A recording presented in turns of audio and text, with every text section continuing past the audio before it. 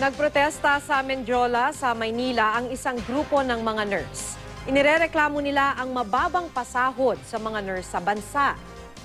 Justice for nurses! Justice for nurses!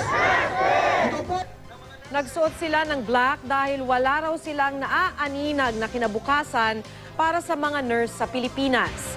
Ayon sa mga nagprotesta, mababa ang 25,000 pisong sweldo ng mga nurse sa government hospitals.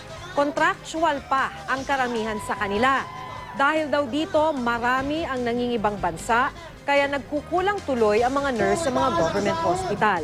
Humiling ang mga nagprotesta na maglagay ang gobyerno ng mahigit 100,000 regular employment positions sa mga health center at public school health clinics. Iginiit naman ni Department of Health spokesperson Lyndon Lee Suy na naaayon naman sa batas ang sweldong ibinibigay sa mga nurse. Mas maganda rin daw sana kung dumulog na lang ang mga nurse sa DOH para mapag-usapan ang mga issue ng maayos.